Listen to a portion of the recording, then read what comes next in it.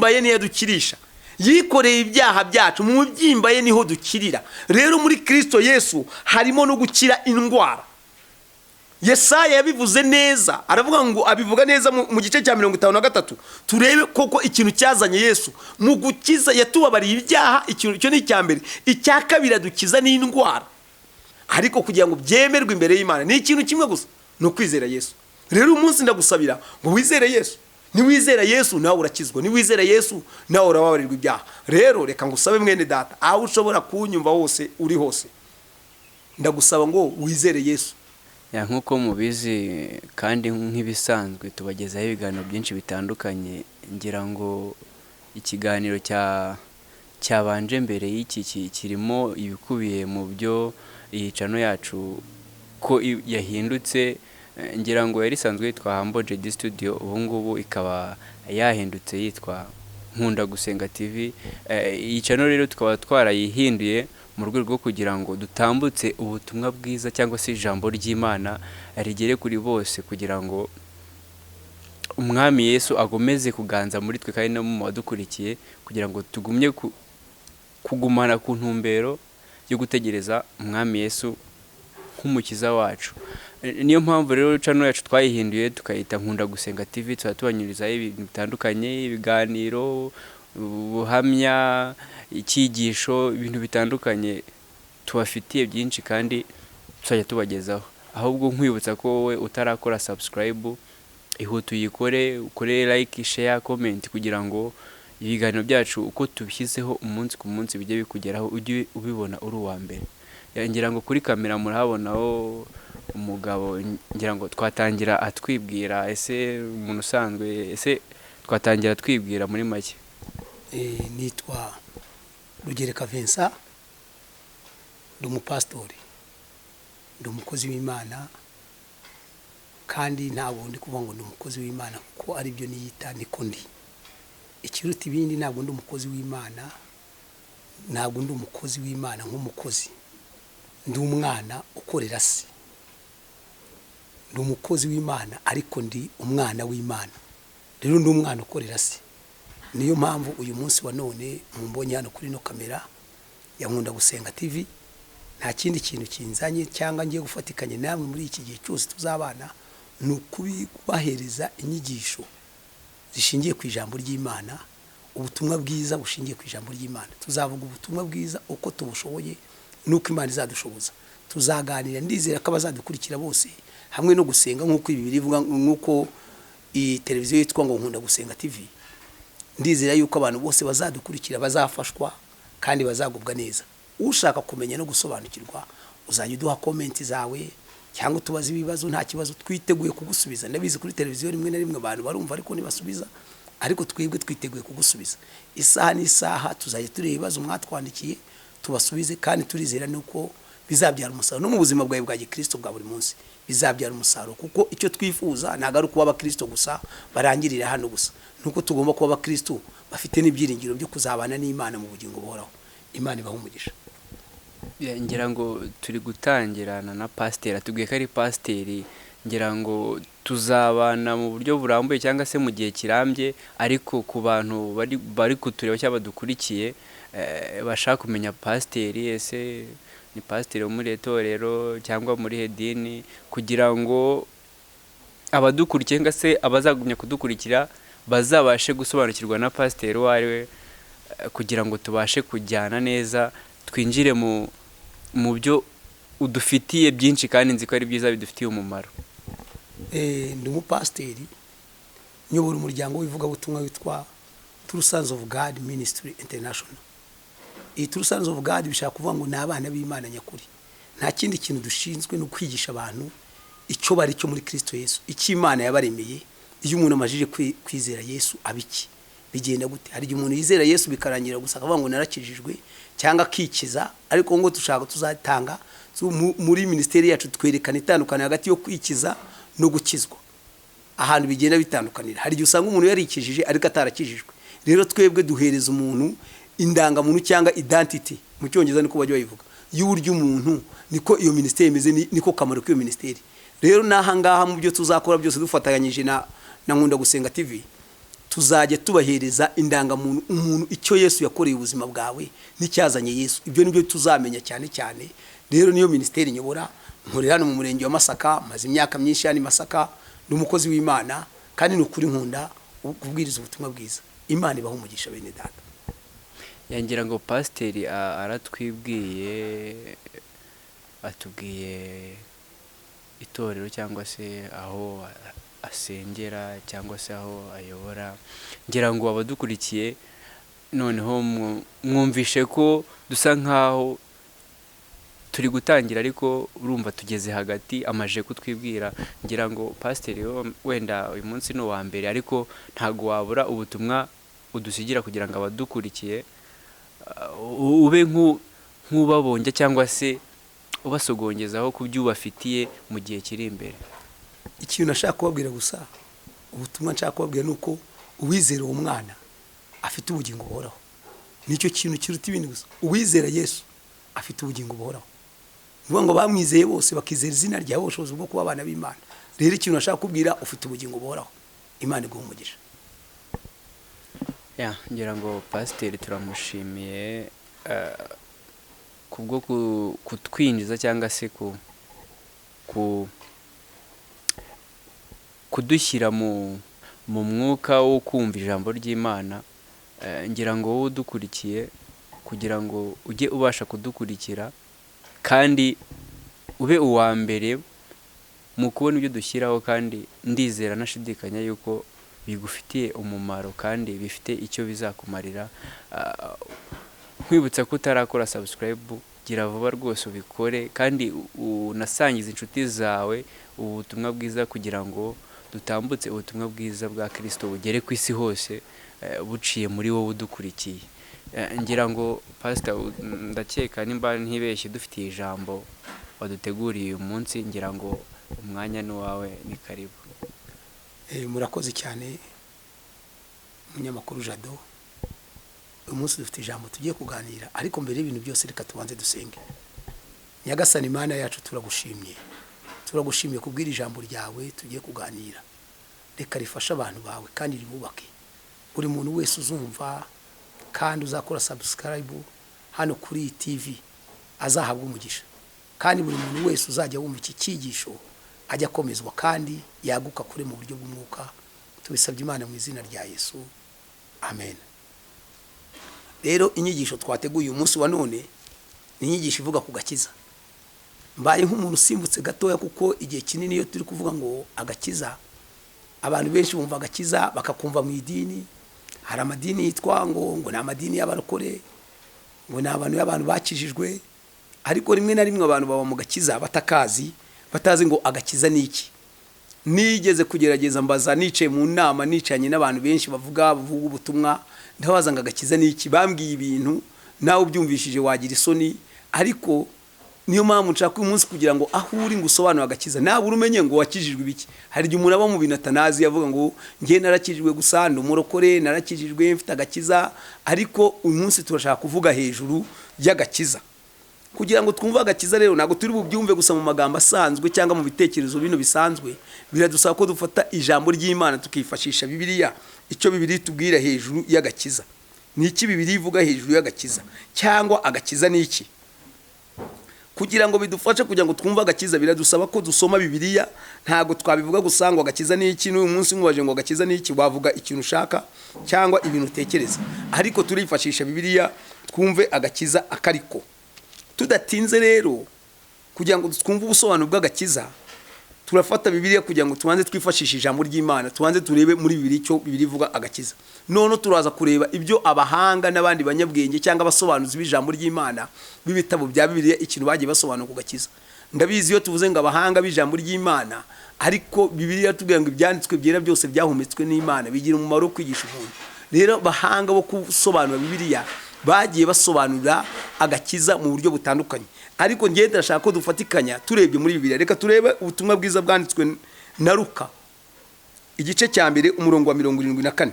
Turongera dusimbuke turebe umurongo wa 74, turongera turebe n'umurongo wa 77. Twumve icyo Bibiliya itubwira. Biratubwira ngo umurongo wa 74, ngo nitumara gukizwa amaboko y'abanzi bacu tuzayisenga tudatinya. Nitumara gukizwa amaboko y'abanzi bacu tuzayisenga tudatinya. Umurongo wa 76 havuga ngo iki? Havuga ngo kandi nawe mwana uzitwa umuhanuzi wisumba byose, kuko uzabanziriza umwami ngo utunganye inzira ze. Umurongo wa 77 ukavuga ngo no kumenyesha abantu be iby'agakiza, ko ari ukubabarirwa ibyaha byabo. Amen. Nayo magambo nashaka ko tuvuga gusa.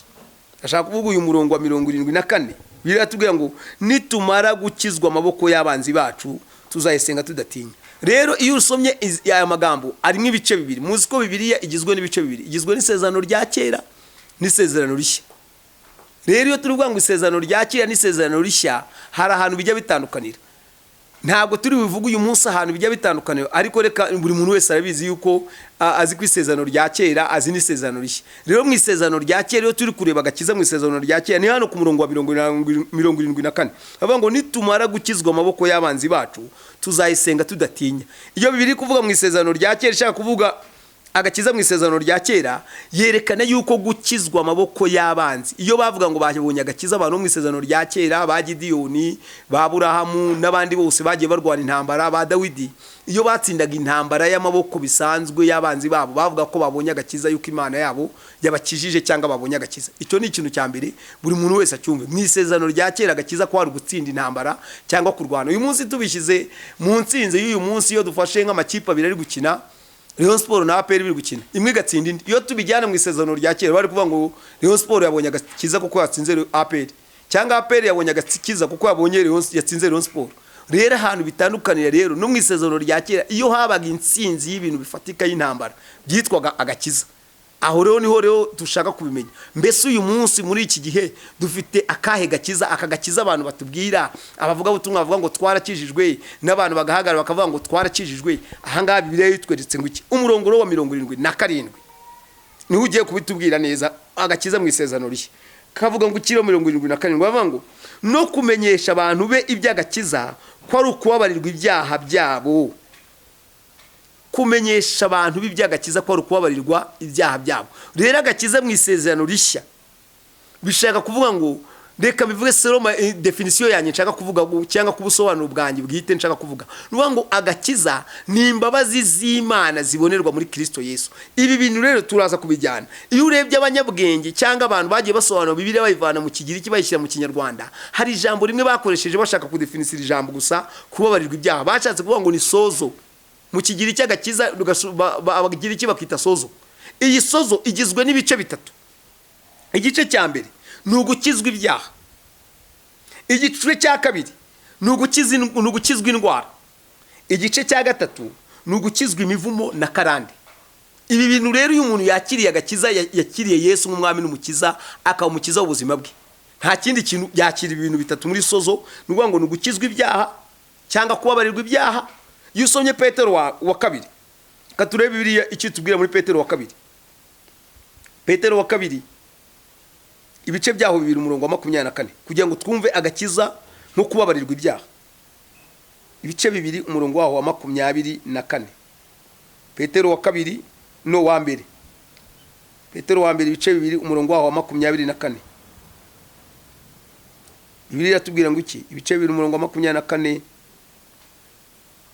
Bibiliya itubwira ngo iki? Iratubwira ngo ubwe yikoreye ibyaha byacu mu mubiri we, abibambanwa ku musaraba, kugira ngo dupfe ku byaha, duhereko tubeho ku gukiranuka. Imibyimba ye niyo yadukirishije. Mwabyumvise ikintu Bibiliya itubwiye? Biratubwiye neza ngo ubwe yikoreye ibyaha bye mu mubiri we. Nuba rero mu mubiri wa Yesu abibambanywe ku musaraba, mu mibyimba ye niho yadukirije. Rero bivugwa kuvuga ngo muri Kristo Yesu niho yikoreye ibyaha byacu, niho harimo ukubabarirwa kose kw'ibyaha byacu. Iyo twizeye Yesu tukamwakira nk'umwami n'umukiza, ikintu cya mbere dukorera aratubabarira. Rero iyo twakiriye agakiza tuba twakiriye imbabazi z'Imana. Hari igihe wirirwa wirukanka wibaza ngo narakijijwe, ariko washaka ugahora buri munsi uvuga ngo ibi byaha ndi umunyabyaha. Ariko iyo twakiriye agakiza tuba twababariwe iki? Ibyaha. Nicyo kintu cya mbere agakiza kadufasha. Tubabarirwa ibyaha, twakiriye agakiza. Rero agakiza ni iki? Ni ukubabarirwa ibyaha. Icyo ni ikintu cya mbere. Ikindi cya kabiri rero tugiye kuvuga, mu gakiza nanone twakiriye gukizwa indwara. Yesu yadukijije indwara. Yadukijije indwara terero. Muri Matayo 8:16. Reka turebe Matayo 8:16. Nababwiye ngo icyigisho cyacu kizajya kiba gishingiye ku ijambo ry'Imana, ntago ari ibitekerezo by'abantu. Iyi nyigisho yacu muri iyi televiziyo yacu kuko ari gukunda gusenga kutagira ijambo ry'Imana nta kintu bimaze. Nta ni gudahagaze ku ijambo ry'Imana kuba kubimezeho, kubyara idini gusa, kubyara amasengesho y'idini. Ariko iyo umuntu afite gusenga gushingiye ku ijambo ry'Imana, kubyara ibisubizo n'ibitangaza. Rero reka turebe agakiza dushingiye ku ijambo ry'Imana. Matayo 8:16. Kumva icyo Bibiliya itubwira. Matayo 8. Matayo 8:16.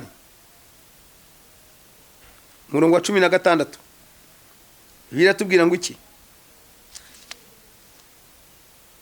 16 Bibiliya tubwiye ngo nimugoroba bamuzanira abantu benshi batewe n'abadayimoni, yirukanisha abadayimoni itegeko gusa, akiza abari barwaye bose. Imana tugire neza cyane.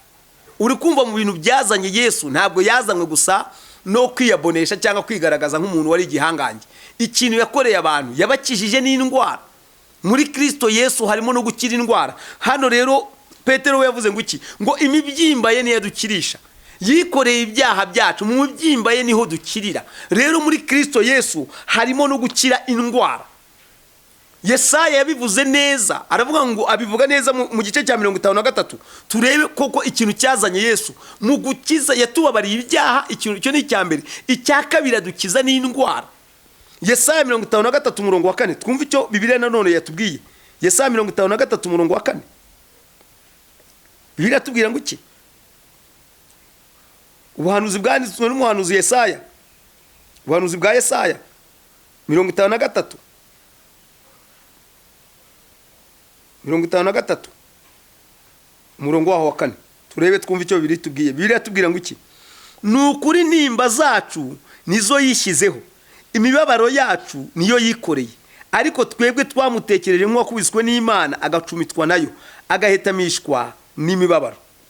Umurongo wa 5 avuga ngo nyamara ibicumuro byacu nibyo yacumitiwe, yashenjaguriye gukiranirwa kwacu, igihano kiduhesha amahoro cyari kuri we, kandi imibyimba ye niyo dukirisha. Imana tugirire neza cyane. Babyumvije ngo imibabaro yacu niyo yikoreye, nukuri nimba zacu nizo yishyizeho. Iyo umuntu afite inimba, hari indwara ebyiri buri umuntu agira. Umuntu ashobora kugira indwara y'ifizike, ubumuga, ibindi byose bigaragara. Hari n'indwara yo mu mutima. Ibyo byose nibyo byazanye Yesu, kudukiza ubumuga bwo mu mutima n'ubumuga bwo ku mubiri, kudukiza indwara z'ibyorezo n'ibindi byose. Nta kindi kintu cyazanye Yesu. Yaje kutubabarira ibyaha kuba mwizera, no kudukiza indwara n'ubumuga. Imana itugirire neza cyane. Rero nashaka kukubwira ngo icyo ni ikintu cya kabiri Yesu yakoze gisobanura agakiza. Iyo twakiriye agakiza, ikintu cya mbere twakira imbabazi z'ibyaha. Icya kabiri rero dukira indwara, twakira gukira indwara, dukizwa indwara. Icya gatatu rero noneho kinanije abantu benshi uyu munsi wa none, no mu ntego za ministry yacu, nicyo kintu kirimo gufasha abantu kubohoka kuri karande n'imivumo n'ibindi bintu byose biboha abantu. N'iki cya gatatu nacyo kirimo. Rero ngo nugukizwa ku mivumo na karande, tukamenya abo turibo. Yesu aduhaye agakiza, byatugendekeye gute? Mbese turacyari abanyibivumo? Mbese imivumo iracyari ku buzima bwacu? Yesu y'umuntu yamwakiriye bigenda gute? Kandi ikintu naje kuvumbura muri bino bintu by'agakiza, byose bicwa no kutamenya. Biravuga ngo ubwoko bwanjye burimbuwe buzizwe no kutamenya.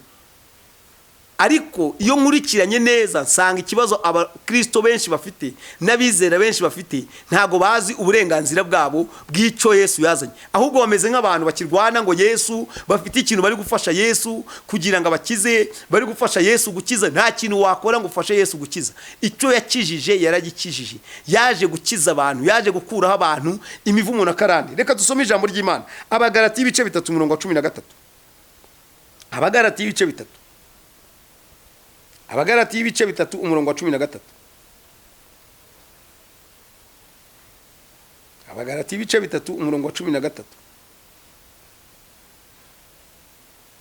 biratubwira ngo iki n'umurongo wa 14 biratubwira ngo iki Kristo yaducunguriye kugira ngo dukizwe umuvumo w'amategeko ahindutse ikivume ku bwacu kuko byanditswe ngo havumwe umuntu wese umanitswe ku giti. 14 aravuga ngo kugira ngo umugisha wa Aburahamu ugere no ku banyamahanga bawuheshejwe no kwizera Kristo, kwizera kubona uko kuduhesha wa mwuka wasezeranyijwe. Imana tugiye neza cyane, wa mwuka twasezeranyijwe. Rero mwumva ikindi kintu bibiri dukorere, bibiri tubwiye nono kidasanzwe. Bibiri tubwiye yuko Kristo yahindutse ikivume. Kristo yahindutse ikivume kugira ngo twebwe duhinduke umugisha. Mwabyumvise ibintu byazanye Yesu? Ubanza ubyumve neza. Mu byamuzanye byatumye abambwa ku musaraba. Yemewe abambwa ku musaraba ahinduka ikivume. Biravuga ngo kuko umanitswe ku giti wese abahindutse iki? Ikivume. Rero mu byazanye Yesu we yahindutse ikivume kugira ngo twebwe duhinduke umugisha. Mu byazanye Yesu rero yaje kudukiza imivumo na karande. Bakristo cyangwa reka mvuge barokore, kuko nimvuga ubukristo birahinduka idini, babugize idini, ariko ubukristo burya si idini. Ubukristo n'ubuzima bw'abantu bari muri Kristo Yesu, bw'abantu bizeye Yesu. Ubukristo si idini. Nubwo twabigize idini, abantu wese yitwa ngo n'umukristo ngo ko yabatijwe kubera ko byagenze gute, uvuga ngo nanjye nagiye mu idini rya Gikristo, ariko ushobora kujya mu idini rya Gikristo utarakijijwe. Ukitwa umukristo ariko utarakijijwe.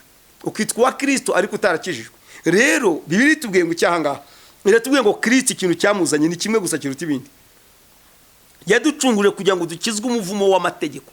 Amategeko yavugaga yuko umuntu wese ubambwe ku giti ahinduka ikivume. Yesu wemera kuba ikivume kugira ngo twebwe duhinduke iki? Umugisha.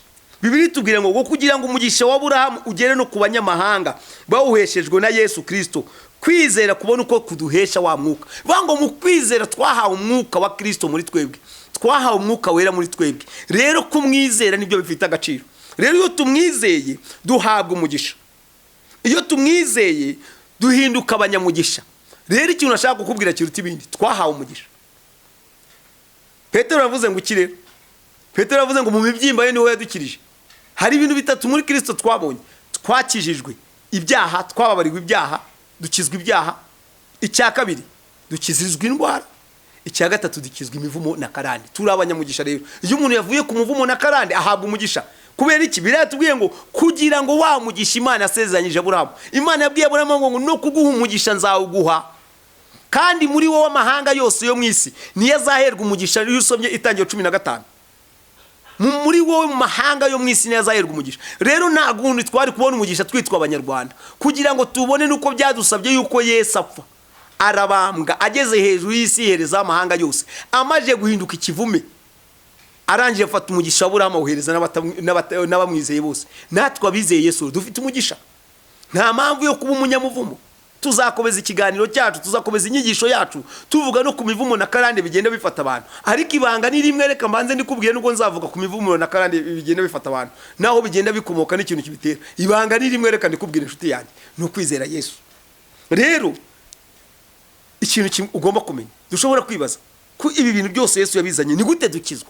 Icyo kibazo ni ukwiye kukibaza, ni gute umuntu akizwa? Niki cyadukijije? Twakijijwe gute? Hari igihe umuntu wese ashobora gukizwa cyangwa abantu baranikiza. Iyo umuntu gukizwa, hari ugukizwa, iri jambo abantu gukizwa ntibararyumva. Hari igihe abantu bikiza bakabeshya ngo barakijijwe. Ariko iyo wakijijwe wiringira umuntu wagize iki wagukijije. Ariko impamvu ubona ko wikijije nuko wowe wiyiringira kandi wirwanaho ibyo ukora byose, uhora wirwanaho. Ubukristo bwawe nubwo kwirwanaho ntago ari Yesu wizeye. Abefesi ibice 2:8 havuga ngo iki? Havuga ngo iki? Reka turecyo bibiri tubwira Abefesi ibice 2:8.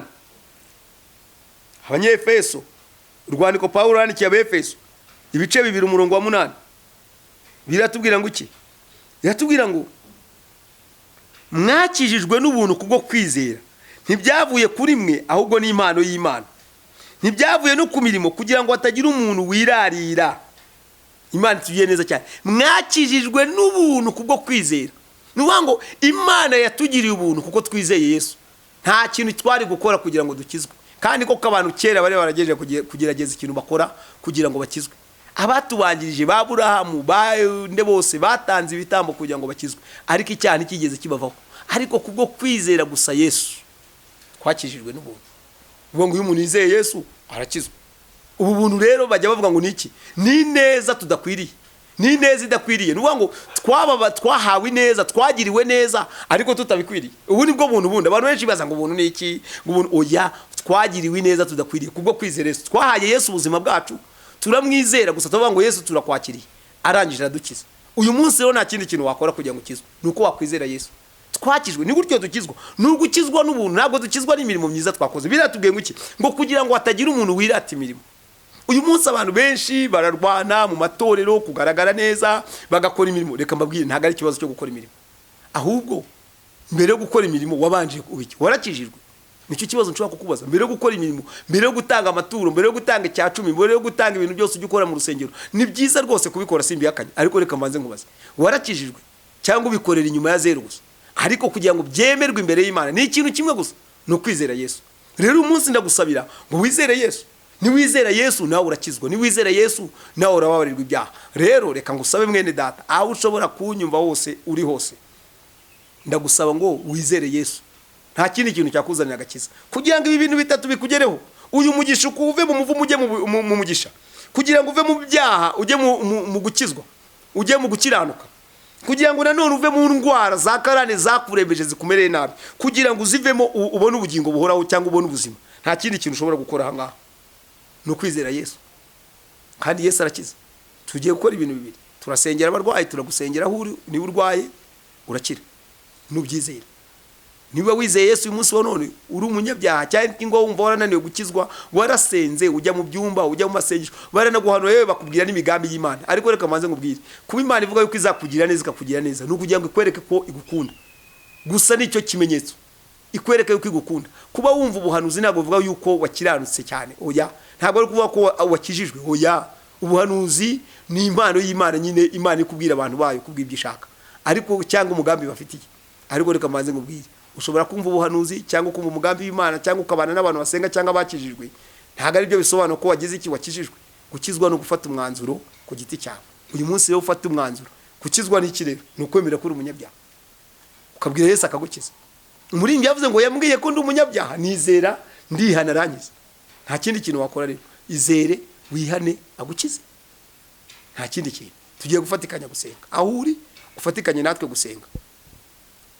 Reka usubiremo aya magambo muri aka kanya. Nta kindi kintu bavuga ngo ni watuza akanwa kawe, Abaroma 10:10 bavuga ngo ni watuza akanwa kawe, ukizeza umutima wawe, uzakizwa.